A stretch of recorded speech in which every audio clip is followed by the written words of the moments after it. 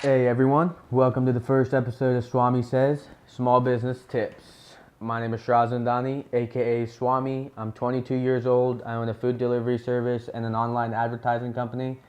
And I also have a Chrome extension software dropping at the end of this month, so in the next 25-30 days. I have a decent amount of experience within small business, but also some knowledge within what some people nowadays call startups. Behind the scenes, we got Andrew Sullivan and Emily Robson from G9 Productions.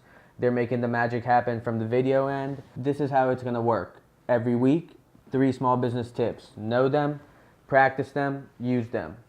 Between the business tips, we'll do some commentary on recent business news from week to week, relate them to the tips and kind of a macro micro perspective, while at the same time have some guest speakers in between. The whole point of filming this is to give anyone watching a glimpse inside an entrepreneur's world, while trying to educate future entrepreneurs to learn from the mistakes of others and make new mistakes that we necessarily haven't made yet.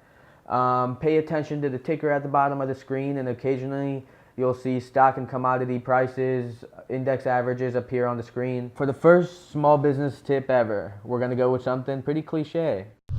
Just do it.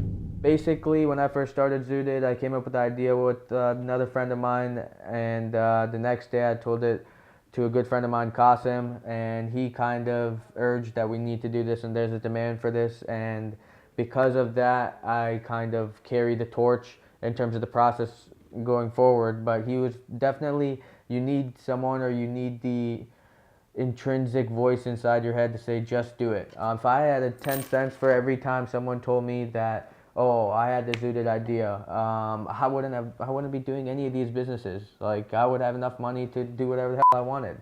That's how that's the difference between having the idea and just doing it. It's just the action that needs to be taken. Sit on the idea until you know it's real. There's a big reason for doing that. Initially, once you come up with the idea, there's going to be a rift in terms of progressing when it comes to execution. So what you should do is definitely make sure that this is not an emotionally charged decision.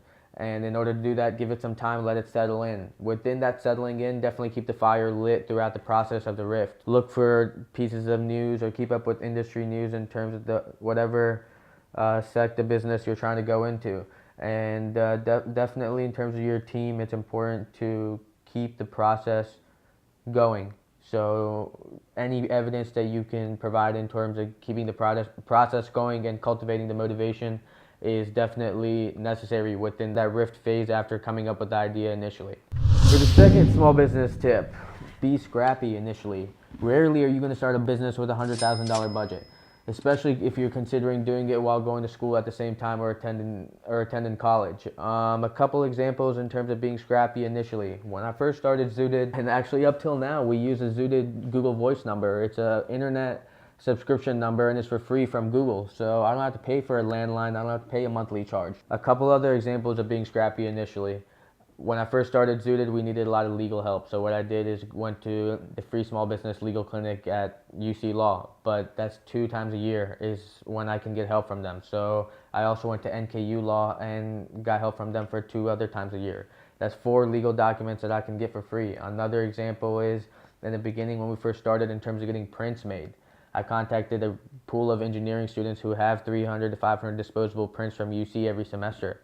They don't nearly use half of them. Took advantage of all those opportunities, but in order to take advantage of all those opportunities, you need to think of what to be scrappy with. And it definitely needs to be something that is on the forefront of your mind. And from a technical basis, what this would be called is the art of bootstrapping. So this Limbic original, essentially every week with Limbic Digital, we try to introduce a graphic that's our perspective on a certain idea. This Limbic original specifically kind of demonstrates how we feel about the art of bootstrapping. For the third small business tip, prove your assumptions in a cost-effective way. When we were first thinking about the idea of Zooted, essentially we printed a lot of flyers to those engineering students that I previously mentioned, but then we advertised in downtown a ridiculous amount, passed out a lot of flyers, got rejected a million times, and we just waited for deliveries in our cars by just passing out flyers to people and with a burner phone essentially, waiting for people to call us and using a Square card reader in terms of if they use credit card.